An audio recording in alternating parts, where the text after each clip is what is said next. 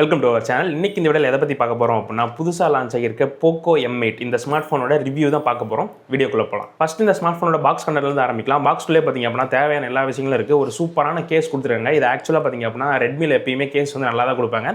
So அதே மாதிரியே பார்த்தீங்க அப்படின்னா இந்த கேஸ் இருக்குது. இதை வச்சு ஒரு 6 மாதம் பக்கமாக நீங்கள் ஓட்டிடலாம். அண்ட் ஸ்க்ரீன் ப்ரொடெக்டருமே பார்த்தீங்க அப்படின்னா டிஃபால்ட்டாக ஒட்டியே கொடுத்துருக்காங்க. ஏன்னா இதுக்கு நீங்கள் டெம்பர் கிளாஸ் தேடுறதே பார்த்தீங்க அப்படின்னா பெரிய விஷயமா இருக்கும். ஏன்னா ப்ரைஸ் எல்லாமே ஹையாக இருக்கும். அண்ட் அது மட்டும் இல்லாமல் பாக்ஸ்க்குள்ளே 45 வாட்ஸ்க்கான ஃபாஸ்ட் சார்ஜர் வந்துட்டு type A to type C கேபிளுமே உங்களுக்கு பாக்ஸ்லேயே கொடுத்துட்றாங்க. அடுத்து இந்த ஸ்மார்ட் ஃபோனோட டிசைன் அண்ட் பில்ட் குவாலிட்டின்னு ஆரம்பிக்கலாம். கலர்ஸ் அப்படின்னு பார்த்தோம் அப்படின்னா 3 கலர் இருக்குது. என்கிட்ட இருக்கிறது ப்ளூ கலர், இது இல்லாமல் பிளாக் அண்ட் ஒயிட் அப்படிங்கிற 2 கலர் ஆப்ஷனுமே இருக்குது.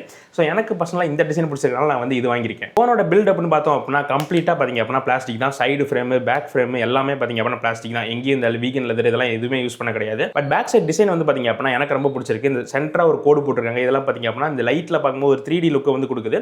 அண்ட் சைட்லையுமே பார்த்தீங்க அப்படின்னா 2 ரெயில்ஸ் டிசைன் வந்து கொடுத்துருக்காங்க. அண்ட் இந்த கேமரா பம்புமே பார்த்தீங்க அப்படின்னா அது கீழே லைட்டாக ஒரு எலிவேஷன் இருக்கனால கையில் பிடிச்சி யூஸ் பண்ணுறதுக்கு கம்ஃபர்டபுளாக இருக்குது. அண்ட் இந்த ஃபோனை பொறுத்த வரைக்கும் ஒரு மெயின் ஹைலைட்டே பார்த்தீங்க அப்படின்னா இந்த டிசைன் தான். ஏன்னா இதோட திக்னஸ் அண்ட் வெயிட் வந்து பார்த்தீங்க அப்படின்னா ரொம்ப கம்மி. 7.4 mm தான் திக்னஸ் இருக்குது. அண்ட் 178 கிராம் தான் வெயிட் இருக்குது. அண்ட் இந்த ஃபோன் பார்க்க பார்த்தீங்க அப்படின்னா 7.4 mm மாதிரி இருக்குது. பட் நீங்கள் கையில் பிடிச்சிங்க அப்படின்னா இன்னும் ரொம்ப ஸ்லிம்மாக இருக்க மாதிரி ஃபீல் ஆகுது. ஏன்னா 2 சைடுமே பார்த்தீங்க அப்படின்னா நல்ல ஒரு கர்வ் இருக்குது. அதனால் இன்ஹேண்ட் எக்ஸ்பீரியன்ஸுமே நல்லா இருக்குது. பட் சிங்கிள் ஹேண்ட்லாம் யூஸ் பண்ணணும்னு நினச்சிங்க அப்படின்னா கஷ்டம் தான். ஏன்னா ஃபோனோட வித்துமே ஜாஸ்தி. அதனால் நீங்கள் 2 கையில் யூஸ் பண்ணீங்க அப்படின்னா எந்த பிரச்சனையும் இருக்காது. ரொம்ப நேரம் யூஸ் பண்ணீங்கனாலும் அன்கம்ஃபர்டபுளாக இருக்காது. அண்ட் அப்படியே ஃபோனோட ஃப்ரண்ட்டுக்கு வந்தோம் அப்படின்னா கீழே ஒரு இன்டிஸ்பிளே ஃபிங்கர் பிரிண்ட் ஸ்கேனர் கொடுத்துருக்காங்க. இதுவுமே நல்லா ஃபாஸ்ட்டாக அக்யூரேட்டாக இருக்குது. பட் டிஸ்பிளேயோட ப்ரொடெக்ஷன் நான் தேடி பார்த்தேன், எங்கேயும் எனக்கு கண்ணில் தென்படலை. இன்கேஸ் வீடியோ எடிட் பண்ணும்போது தென்பட்டுச்சு அப்படின்னா கீழே வீடியோலேயே போட்டிருப்பேன், செக் பண்ணிக்கோங்க. So under 20,000 one of the best design உள்ள ஃபோன்ஸ் அப்படின்னு எடுத்துக்கிட்டீங்க அப்படின்னா இதுவும் அந்த லிஸ்ட்டில் இருக்கும். ஏன்னா அந்த அளவுக்கு ஒரு சூப்பரான டிசைனோட தான் பண்ணியிருக்காங்க. அப்படியே குயிக்காக போர்ட்ஸ் அண்ட் பட்டன்ஸை பற்றி பார்த்துக்கலாம். கீழே பார்த்தீங்க அப்படின்னா ஒரு சிம் ஸ்லாட் கொடுத்துருக்காங்க. இது வந்து ஹைபிரிட் சிம் ஸ்லாட். ஒரு சிம் இல்லைனா ஒரு SD கார்டு போட்டுக்கலாம், இல்லைனா 2 சிம் யூஸ் பண்ணிக்கலாம். அண்ட் அதுக்கு பக்கத்தில் மைக் இருக்குது. அண்ட் அதுக்கு பதில் டைப் C போட்டுமே இருக்குது. அண்ட் அதுக்கு பதில் ஸ்பீக்கர்களுமே இருக்குது. அதே சமயம் மேலேயுமே பார்த்தீங்க அப்படின்னா ஸ்பீக்கர் கொடுத்துருக்காங்க. ஏன்னா இது ஒரு டியூல் ஸ்டீரியோ ஸ்பீக்கர் கொடுத்துருக்காங்க. அண்ட் மேலே பார்த்தீங்க அப்படின்னா எக்ஸ்ட்ரா நாய்ஸ் கேன்சல் மைக் இருக்குது. அண்ட் IR பிளாஸ்டருமே இந்த ஃபோனில் இருக்குது. அண்ட் ரைட் சைடில் பவர் அண்ட் வால்யூம் ராக்கர்ஸ் கொடுத்துருக்காங்க. லெஃப்ட் சைடில் எதுவுமே கிடையாது, பிளைனாக இருக்குது. அடுத்து இதோட டிஸ்பிளே ஸ்பெக் பக்கம் வந்தோம் அப்படின்னா இது ஒரு 6.7 இன்ச்க்கான full HD + AMOLED display use பண்ணியிருக்காங்க. 120 Hzக்கான ரெஃப்ரெஷ் ரேட் சப்போர்ட்டுமே இருக்குது.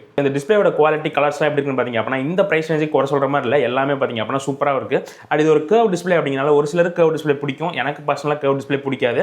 பட் கர்வ் டிஸ்பிளே உங்களுக்கு பிடிச்சிருந்துச்சு அப்படின்னா ஒரு சூப்பரான ஒரு இமர்சிவான வீடியோ எக்ஸ்பீரியன்ஸ் உங்களுக்கு கிடைக்கும். பட் இதில் ஒரே ஒரு மைனரான விஷயம் என்னென்னு பார்த்தீங்க அப்படின்னா HDR சப்போர்ட் வந்து கிடையாது. நான் யூடியூப்ல செக் பண்ணி பார்த்தேன், HDR சப்போர்ட் ஒர்க் ஆகலை.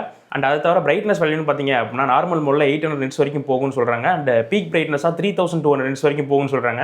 அவுட்டோர் விசிபிலிட்டி ரொம்ப டாப் நாச்சாக இருக்குன்னு சொல்ல முடியாது. பட் நீங்கள் மேனேஜ் பண்ணி யூஸ் பண்ணிக்கிற அளவுக்கு தான் இருக்குது. ஏன்னா இங்கே ஹை பிரைட்னஸ் மோட் எக்ஸாக்டாக என்ன வேல்யூன்னு தெரியல, எனக்கும் தெரியல. மேபி ஒரு 1000-1200 அந்த செக்மெண்ட்டில் இருக்கலாம்னு நான் நினைக்கிறேன். அண்ட் அதுக்கேற்ற மாதிரியே பார்த்தீங்க அப்படின்னா இதோட ஸ்பீக்கர் குவாலிட்டியுமே இந்த பிரைஸ் ரேஞ்சுக்கு நல்லா பண்ணியிருக்காங்க. ஸோ நீங்கள் ஒரு நல்ல மல்டிமீடியா எக்ஸ்பீரியன்ஸ் வேணும் அண்டர் 20,000 அப்படின்னா இது ஒன் ஆஃப் தி ஃபோன்ஸ் நீங்கள் கன்சிடர் பண்ணிக்கலாம். அடுத்து சாஃப்ட்வேர் சைடு வந்தோம் அப்படின்னா டிஃபால்ட்டாக Android 15 HyperOS 2.0 வந்திருக்கு. Android 16 தான் வந்திருக்கணும். பட் இவங்க வேணும்ட்டே பார்த்தீங்க அப்படின்னா Android 15 லான்ச் பண்ணிருக்காங்க. பட் இந்த ஃபோனுக்கு 4 வருஷத்துக்கான Android அப்டேட் இருக்குது அப்படிங்கிறனால இது ஒரு பெரிய விஷயமா தெரியாது. ஏன்னா மற்ற ஃபோன்ஸ் 3 வருஷம் கொடுக்கறனால இதை அப்படியே மேட்ச் பண்ணிடுவாங்க. பட் இந்த UI வந்து பார்த்தீங்க அப்படின்னா அந்த அளவுக்கு ஒரு ஸ்மூத்தான எக்ஸ்பீரியன்ஸ் கொடுக்கல. இந்த ஓப்போட கலர் OS மாதிரி, இந்த ரியல்மி UI மாதிரி ஒரு சில இந்த மல்டிபிள் ஆப்ஸ்லாம் ஸ்விட்ச் பண்றீங்க அப்படின்னா அந்த அளவுக்கு எக்ஸ்பீரியன்ஸ் ஸ்மூத்தாகவும் கிடையாது. அண்ட் AI ஃபீச்சர்ஸுமே பார்த்தீங்க அப்படின்னா பெருசா மற்ற ஃபோன்ஸ்ல இருக்க அளவுக்கான AI ஃபீச்சர்ஸ் இந்த ஃபோன்ல வந்து கிடையாது.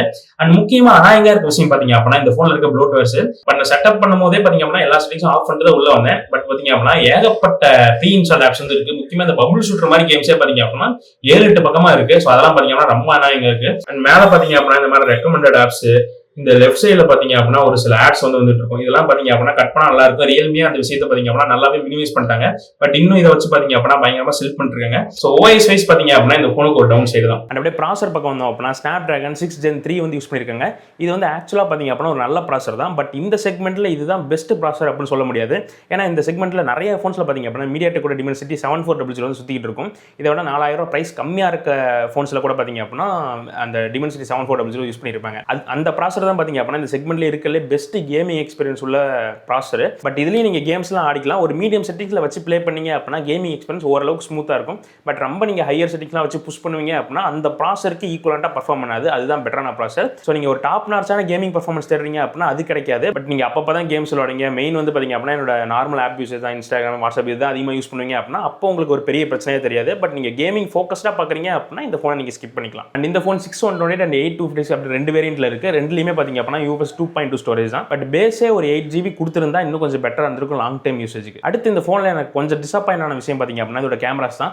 ஒரே ஒரு சிங்கிள் கேமரா தான் கொடுத்துருக்காங்க. பார்க்க 4 கேமரா இருக்க மாதிரி டிசைன் இருக்கும். பட் யூசபிளான கேமரா ஒன்று தான். 50 MPக்கான ஒரு மெயின் கேமரா யூஸ் பண்ணியிருக்காங்க. f1.8 லென்ஸோட பேர் ஆகுது. இந்த மெயின் கேமரா யூஸ் பண்ணி உங்களால் 4K 30 fps வரைக்கும் வீடியோ ஷூட் பண்ணிக்க முடியும். வீடியோ சாம்பிள் அப்புறம் போடுறேன், அதை செக் பண்ணி பாருங்க.